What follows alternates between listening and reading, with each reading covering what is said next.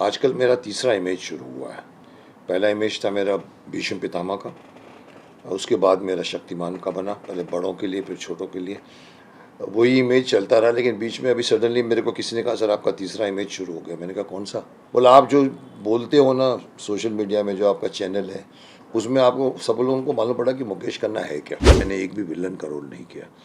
आज मैं कह सकता हूँ कि मैंने आज तक किसी को ये नहीं कहा मुझे काम दीजिए, नेवर। मैं भीष्म इसलिए बना क्योंकि मैं एक तो फ्री बैठा था, मेरी 4 फिल्में फ्लॉप हो गई, रूही, वक्त के शहजादे, कैप्टन बैरी, दर्द थे। पॉजिटिव में मैं 50 फिल्में और कर सकता हूँ, विलन की ज़रूरत नहीं मुझे। So this is my story. बिना अश्लीलता के भी फिल्में बन सकती हैं, ये लोग भूल गए हैं। मैंने कहा था कि ये लोग ऐसे काम करते हैं जैसे कि चाकू छुरी एक बटर में से निकल जाती है। मुकेश खन्ना करेगा तो वो देगा कैसे हो तुम, कहाँ से आ रहे हो तुम, क्या कर रहे हो। हम ड्रामेटिक हैं, जैसे राजकुमार जी हुआ करते थे, जानी जिनके जो, तो एक्टिंग में सुधार आया, थोड़ा थोड़ा नेचुरल बना। चंद दिनों में, मैं दिन नहीं गिताऊंगा, एक और न्यूज़ आने वाली है जो इनके एक्साइटमेंट को और भी बढ़ाती है। बताऊंगा नहीं क्या है वो। नमस्कार सर। नमस्कार नमस्कार। सबसे पहले स्वागत है आपका punjabkesari.com पर, और बहुत शुक्रिया आपने इतना कीमती समय। दोनों शब्द मायने रखते हैं, पंजाब मायने रखता है, केसरी भी मायने रखता है जी। और आप लोग बहुत सालों से इस फील्ड में अच्छा काम कर रहे हैं। आई थिंक मैंने काफ़ी इंटरव्यूज़ दिए हैं आपके यहाँ पर पंजाब केसरी का, मोस्टली सकता कहीं ना कहीं जी। तो चलिए इस बार क्या करते हैं देखते हैं। मेरा पहला सवाल आपसे ये है सर, आप जैसे शख्सियत का जो सफ़र है, कहीं सारे लोग आपको देखकर कुछ ना कुछ हासिल करने का ठान लेते हैं, कहीं ना कहीं आप लोगों के इंस्पिरेशन हैं। तो सर आपका सफ़र, ज़्यादा वक्त तो नहीं लेंगे लेकिन कुछ आपका सफ़र जानना चाहेंगे कि कैसा। बहुत लंबी कहानी है पुत्र, अभी तुम इतनी बड़ी लंबी कहानी, 40 साल की कहानी है। ये आपने अच्छी बात कही कि कोई किसी को देखिए, मैं अगर अपनी कुछ, आजकल मेरा तीसरा इमेज शुरू हुआ है। पहला इमेज था मेरा भीष्म पितामह का, उसके बाद मेरा शक्तिमान का बना, पहले बड़ों के लिए फिर छोटों के लिए। वही इमेज चलता रहा, लेकिन बीच में अभी सडनली मेरे को किसी ने कहा सर आपका तीसरा इमेज शुरू हो गया। मैंने कहा कौन सा? कोई, मैं आजकल प्रोजेक्ट ज़्यादा भी नहीं करता हूँ, बहुत कम चूज़ी हूँ। बोला आप जो बोलते हो ना सोशल मीडिया में, जो आपका चैनल है उसमें आपको सब लोगों को मालूम पड़ा कि मुकेश खन्ना है क्या, किस चिड़िया का नाम है, क्या बोलता है, क्या विचार है उसका।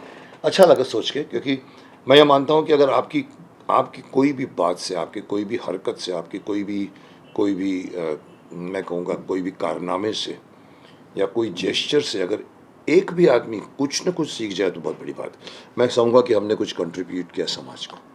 सो यू आर राइट कि आदमी सीखना चाहता है। मतलब मैं हमेशा कहता हूँ किसी को आइकॉन मत बनाइए कभी आप, क्योंकि अगर किसी को आइकॉन बना दोगे तो फिर आप कभी उसके सामने खड़े होगे तो उसको क्रॉस नहीं कर पाओगे शर्मा शर्मी में।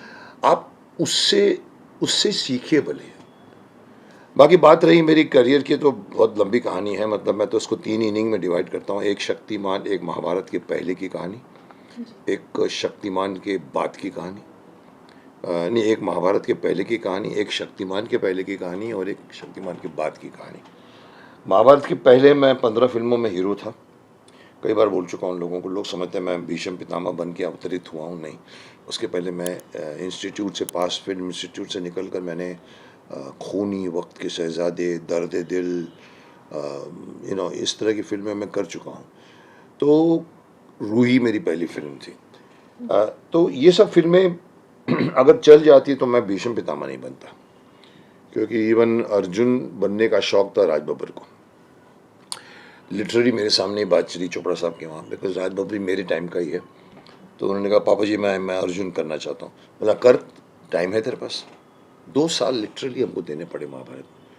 तो उस टाइम जितने भी busy artist, even Govinda wanted to become, Abhimanyu का ऑडिशन दिया, चंकी पांडे ने ऑडिशन दिया, जूही चावला ने द्रौपदी का ऑडिशन दिया, लेकिन जब तक कुछ हाँ या ना हो, उनकी लव 86 आ गई थी गोविंदा की भी और चंकी के, तो वो लोग हिट हो गए। फिर और राज बब्बर नहीं कर पाया तो उसने राजा भरत का रोल किया पहले एपिसोड।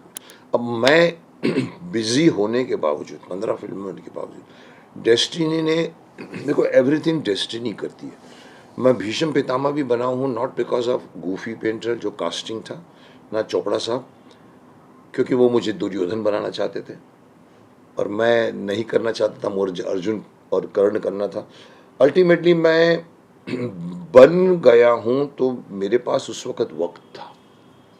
मेरे को गूफी का फ़ोन आया था, मुकेश हमें लंबे लंबे आदमी चाहिए, तो महाभारत बना रहे हैं। मैंने कहा अच्छी बात है, महाभारत मेरा पेट सब्जेक्ट, मैंने बचपन में बहुत पढ़ा।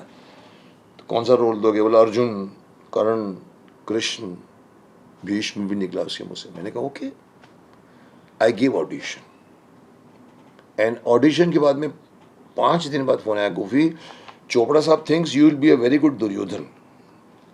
मैंने कहा मेरे बाप, मैं विलन नहीं करता। जो आज तक मेरा एक स्टेटमेंट बहुत वायरल हो गया कि मुकेश जी विलन नहीं करते, दाढ़ी नहीं लगाते, आजकल ऐड हो गया है, रोमांटिक सीन नहीं करते। तो ये मैं अपने दामों से काम करता हूँ। मैंने लॉस बहुत उठाया होगा, करोड़ों रुपए। अगर मैं आज हाँ कह दूँ विलन के रोल, अमरीश पुरी जी के बाद में मुझे ऑफर्स आए थे बहुत। इनफैक्ट मुझे महाभारत के बाद ही मनमोहन देसाई की तरफ से ऑफर आया था।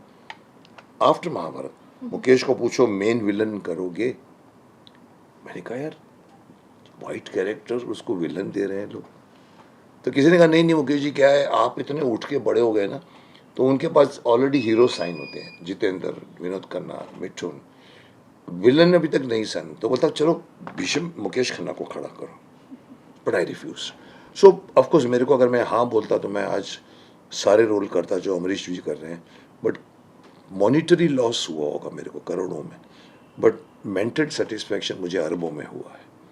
आज मैं कह सकता हूँ कि मैंने एक भी विलन का रोल नहीं किया। आज मैं कह सकता हूँ कि मैंने आज तक किसी को ये नहीं कहा मुझे काम दीजिए, नेवर। तो उससे क्या होता है, और कुछ नहीं होता, मतलब उसमें कोई अकड़ की बात नहीं है कि मैं कोई अहमकारी बन जाऊं कि मैं नहीं साहब, बट एक सेटिस्फेक्शन मिलता है। रात को सोते वक्त आपको ये नहीं लगता है कि आपने किसी से मांगा था।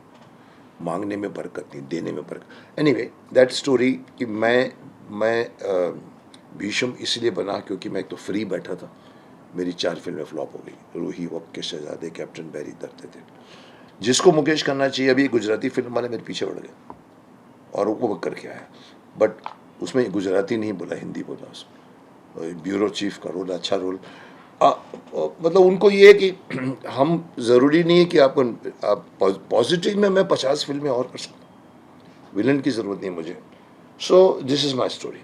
यूट्यूब पे जो आपका शो है सर, वो कैसे आपने शुरू किया और क्या विचार करके? अच्छा सवाल है मेरा। ये भी कहानी करीबन 4 साल की हो गई शायद, क्योंकि मेरे को किसी ने कहा सर आप यूट्यूब पे क्यों नहीं आते? मैंने कहा यूट्यूब क्या होता है यार। फिर समझ में आया कि यूट्यूब का मतलब है कि आपको बोलना है, और हम तो सिर्फ कैमरे के सामने बोलते हैं, डायलॉग लिखे लिखाए होते हैं, बोल के निकल जाते हैं।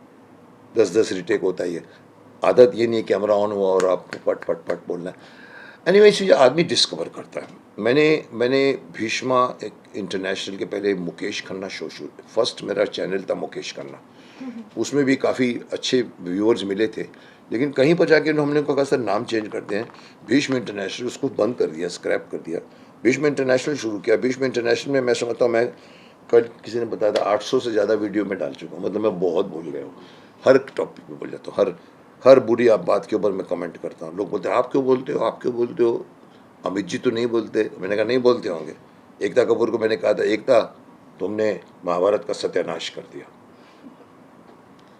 यहाँ पर टाटू लगा दिया द्रौपदी को उसने, और जो बोलेगा वो एकता कपूर काम नहीं देगी उसको। मेरे को किसी ने कहा सर आपको काम नहीं देगा, तो मैंने कहा अभी तक दिया था क्या? तो कौन सी बड़ी बात है, नहीं करना तो नहीं करना।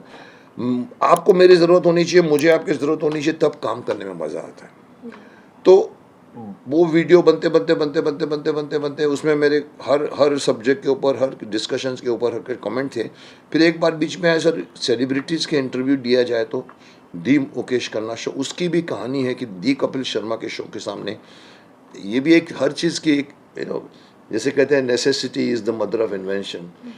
उस प्रोग्राम में मैं नहीं गया, उसके ऊपर बहुत बड़ा बवाल हुआ, भीष्म पितामह क्यों नहीं है? मैंने कहा मैं नहीं आना चाहता हूँ ऐसे बेहूदी प्रोग्राम में, औरतें करते हैं कपड़े पहन के ऐसे करते। एनीवे इतना ज़्यादा मैं बोलता ज़्यादा हूँ, बट होता है, पर है।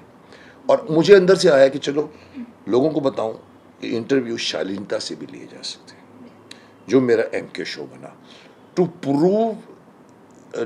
ये मैं नहीं कह सकता हूँ कि मैं उनसे आगे बढ़ गया हूँ। अभी भी मैं कभी खोल के देखता हूँ तो हंसते हैं लोग। एक आदमी को तो बिठा के रखे, हा करते, हा करते हो, सेंटर में बैठे रहते, सरदार जी बैठते हैं या कोई बैठते, इट्स अ फॉर्मेट। और कपिल अच्छा कर जाता है, is a very talented person. लेकिन बिलो द बेल्ट मारते हैं बहुत। अब मुझे ये मैं नहीं कहूँगा कि भाई मैंने कुछ उनको कोई नुकसान पहुंचाया होगा, ऐसा नहीं, पर मेरे चाहने वाले आ गए, बोला सर आपका शो, उसके सामने वो पानी भी नहीं मांगता, मैंने ऐसा नहीं है, बोलता नहीं सर आपने जो इतना ऑनेस्टी पूछते हो ये यानी, और आप ऐसे ऐसे लोगों को बुलाते हो जिनके बारे में लोग भूल चुके हैं।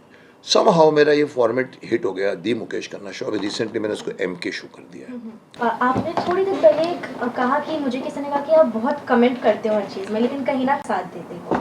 एक चीज़ सर थी कि पान मसाला जंगली रमी को लेकर एड्स पर आपने सवाल उठाए, तो जो जायज़ है सर। अब आपने एक शो में कहा कि लोग ये पैसों के लिए करते हैं एडवर्टाइजमेंट, वो देखते नहीं है कि ये चीज़ गलत है, Correct. फिर भी वो कर रहे हैं। Correct. तो सर इस पर आप क्या कहें? देखिए, इस पर एक लेटेस्ट बात मैं आपको बताऊंगा, किसी चैनल को नहीं बताया मैंने। अभी ही 5 दिन पहले मेरी अनिल कपूर से फ़ोन पे बात हुई। अनिल कपूर ने अभी रिसेंटली जो न्यूज़ में है कि 10 करोड़ का ऑफर चुकरा दिया उसने, 10 करोड़ का, उसको ये पान मसाला की ऐड के लिए है। आपका देखो फ़ोन वायरल भी हो गया वो। उस पर मैं बैठ के कमेंट किया, मैंने कहा ब्रेवो अनिल, झकास, 1 सेकंड में तुमने मना कर दिया। उसको यूज़ करके मैंने बताया कि सीखो अनिल कपूर से, आप करोड़ों रुपए कमाओ। वही बात मैंने रिपीट की, बट अनिल कपूर को मैंने मेन बना दिया। तो अनिल कपूर से मेरी भी बातचीत, मैं उसको अपने इंटरव्यू में बनाना चाहता था, तो मेरे को अच्छी तरह से मेरा हमारे उसकी पहली फिल्म मेरी फिल्म एक साथ में शुरू हुई थी ऑलमोस्ट, रूही, और उस टाइम उसकी फिल्म शायद कोई कौन सी फिल्म थी। तो अनिल कपूर ने मेरे से बातें की, तो मैंने कहा देख तेरे लिए मैंने एक वीडियो डाली है, तो मैंने उसको भेजा। बोला अरे Mukesh ji thank you very much, ऐसा तो लोगों को बताना चाहिए। मैंने कहा मैं 2 साल से बोल रहा हूँ, आधा ये वो बड़े बड़े एक्टर करते हैं, और मैं बोलता हूँ तुम्हारे पास पैसों की कमी है क्या? एक कुछ बंदे आजकल ऐड में 2.5 करोड़ लेते हैं, माफ़ करना मैं ये नाम लूँगा, एक दिन में 2.5 करोड़ कमाते हो तो ऊपर लेके जाओगे क्या? और अगर 2.5 करोड़ कमाते हो तो जैसे हम कहते हैं और भी गम है ज़माने में मोहब्बत के सिवा, और भी ऐड है करने के लिए पान मसाला के सिवा, करिए ना। और बिकॉज आपके एग्जाम्पल से एक आदमी गांव में बैठा हुआ बोलेगा अरे शाहरुख खान पीता है क्या? अरे साहब, आपको अपनी ज़मीर से पूछना चाहिए कि मैं ये ऐड करूं कि नहीं करूं। मैंने आज तक कभी सिगरेट, पान मसाला, अल्कोहल नहीं करता हूँ। हो सकता है इसलिए कि मैं आज तक कभी मैंने बियर भी नहीं चखी, शायद वो रीज़न हो सकता है, बट आई डोंट नो। मेरा एक मेंटल फैकल्टी है जो, और इवन मैंने शक्तिमान बन के बच्चों के लिए किताब लिख रहा हूँ, शरीर मंदिर है, तो मुझे मालूम है कि ये लंग्स को ख़राब करता है। एक गांव के आदमी को बीड़ी पीते उनको नहीं मालूम पड़ता है। शायद इसीलिए मैंने इसका विरोध किया है कि मत करिए, ये ऐड मत करिए, और कुछ भी करिए जी। सर पहले की इंडस्ट्री, अभी की इंडस्ट्री आप खुद विटनेस करते आ रहे हैं, क्या लगता है कितनी चेंजेस हो गई है पहले की एक्टिंग इंडस्ट्री में और अभी की एक्टिंग इंडस्ट्री में? एक्टिंग या फिल्म? सर जैसा फिल्म इंडस्ट्री। देखिए, फिल्म इंडस्ट्री में तो बहुत फ़र्क हुआ है, कहानियों का चॉइस करने में बहुत गड़बड़ हुई है। सीक्वल बनते हैं, ये again, number 2, Bhool Bhulaiyaa number 2, Singham again, ऐसी सब फिल्मों का मैं बुराई नहीं करूँगा, बट साउथ वाले को देखिए ओरिजिनल सोचते हैं, इसीलिए उनके फिल्में हिट होती हैं। आपने अगर एक पहली फिल्म बना ली, मैं भी कर चुका, हेरा फेरी नंबर 1, 2 भी किया उसने, 3 भी किया, मैं नहीं था, बट सीक्वल में आपको दिमाग कम लगाना पड़ता है, कैरेक्टर को डेवलपमेंट नहीं करना पड़ता, ऑलरेडी डेवलप्ड कैरेक्टर है। फिर आप बाद में उसके अंदर आप शाहरुख खान को भी ऐड कर लेते हैं, सलमान खान को भी ऐड कर लेते हैं, जिसका कोई लेना देना नहीं स्टोरी से, पर आते हैं बीच में गेस्ट अपीयरेंस, ये वो। इसके अलावा भूल जाइए, महाभारत में हज़ारों स्टोरियाँ पड़ी हैं सब, 50 फिल्म मैं बना के दे सकता हूँ आपको महाभारत में से, जो हमारे उसके पीछे क्यों नहीं सोचते? क्योंकि ओरिजिनल सोचने में मेहनत लगती है। मेरे को अगर बोले ना कोई, तो मैं बोलूँ कि इस इंडस्ट्री में सबसे ज़्यादा पैसे राइटर को मिलने चाहिए। आज यहाँ पर 150 करोड़ की फिल्म में 60 करोड़ स्टार खा जाता है। राइटरों के ऊपर भीष्म पितामह बना डॉक्टर राय साहब की वजह से, साहब शक्तिमान बना राइटर की वजह से। आप दोगे तो मुझे लगता है कि थोड़ा सा तवज्जो और रिस्पेक्ट राइटरों को दीजिए कि लिख के आइए, हमने सोचना बंद कर दिया। तो एक तो चॉइस ऑफ सब्जेक्ट्स, थोड़ा सा आलसपन बोलो, ये हमारे ज़माने में नहीं था। हमारे ज़माने में गुमराह पार्ट 2 नहीं बनता था, आन पार्ट 2 नहीं बनता था, मुगल आज़म पार्ट 2 नहीं बनता था। आज हर फिल्म के 10 फिल्म के एग्जांपल दूंगा, आपको उसके सीक्वल मिलेंगे। ऑफ कोर्स शक्तिमान का भी अभी पार्ट 1 पार्ट 2 3 बन रहा है, but that's a different story. यहाँ पर एक तो ये घुस गया है, दूसरी चीज़ जो घुस गई है ना, इनफैक्ट 3 चीज़ें हैं। दूसरी चीज़ ये है कि अश्लीलता बढ़ गई है। कहीं नहीं था हमारे 90s के फिल्मों में कुछ अश्लीलता नहीं। मैं शायद कुछ ज़्यादा और भी सेंसिटिव हो गया हूँ। मेरे को तो मेरी हीरोइन ने भी एक में बोल दिया कि मुकेश जी तो हग भी नहीं करते, अपने दूर रखते हैं उसको। But that is okay. Pakistani फिल्में देखिए सर, पाकिस्तानी सीरियल देखिए। मैं कई लोगों को बोलता हूँ पाकिस्तान की सीरियल देखो सर, उस ज़माने की जो कच्ची धूप और ये टच नहीं करते थे एक दूसरे को। या तो उन लोगों का मिलिट्री रूल था, पता नहीं इसलिए, बट क्या सीरियलें बना कर गए हैं साहब।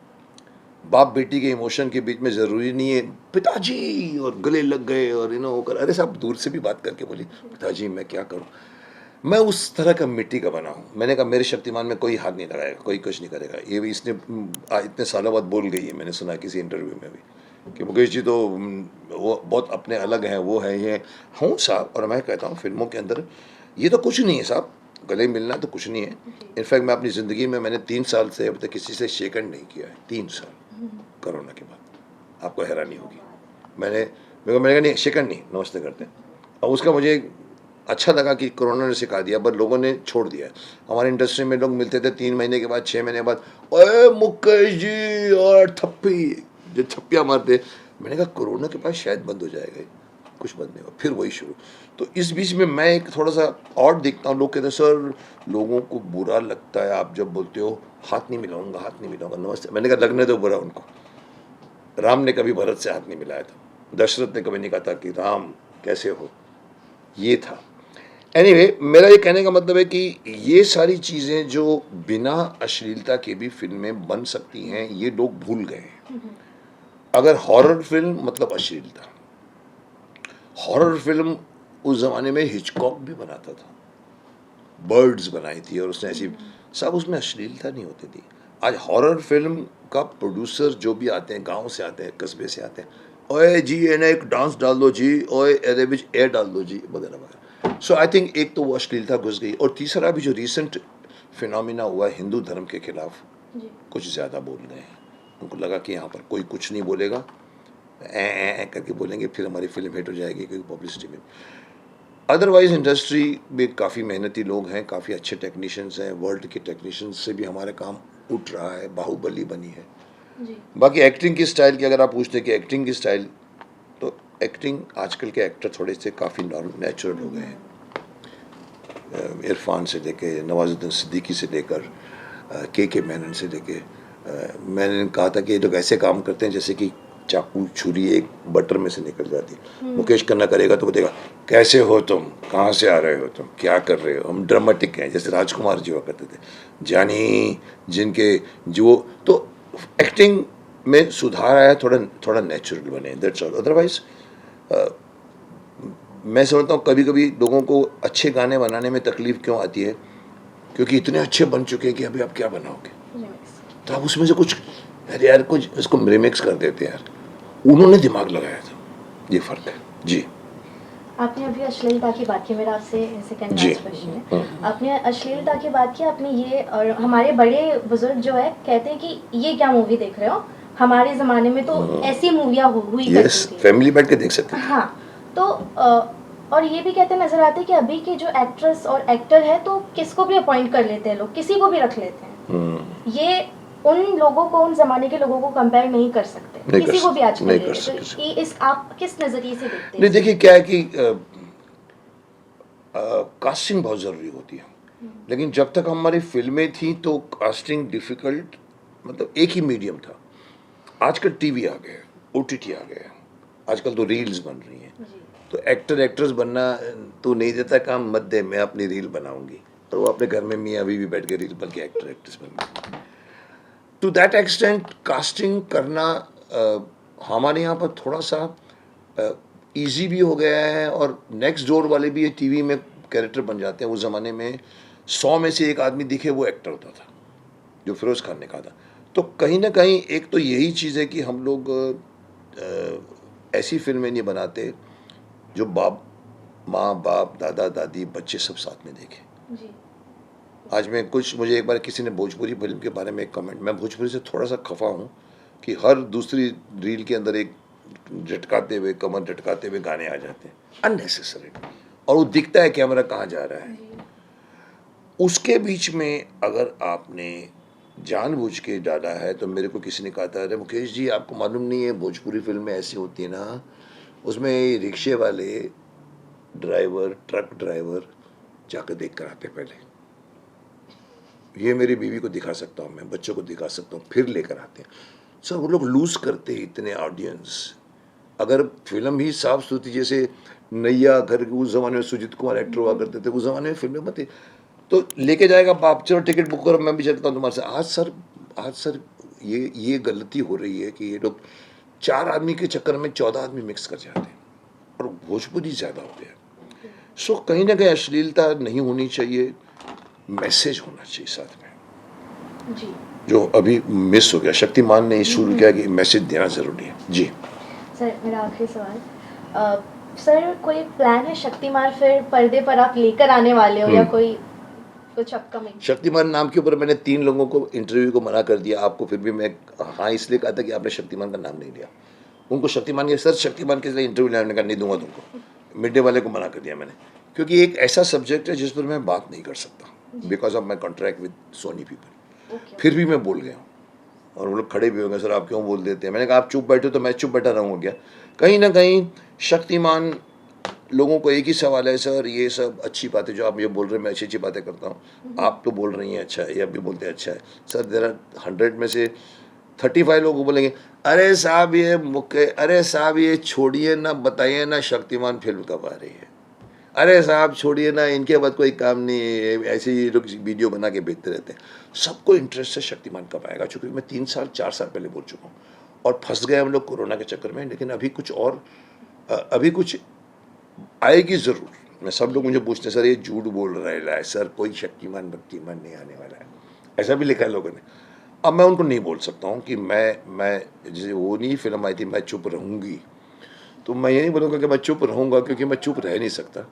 लेकिन मैं लोगों को बता दूँ कि शक्तिमान बहुत बड़े लेवल पे बन रही है, बनेगी। कहीं ना कहीं बीच में आकर थोड़ा सा एक व्यवधान आया है जिसको हम स्पीड ब्रेकर बोल सकते हैं, but that's all. But I can't tell you more than that कि शक्तिमान क्या है, कब है, कौन बनेगा, कौन शक्तिमान बनेगा, बट वेट कीजिए।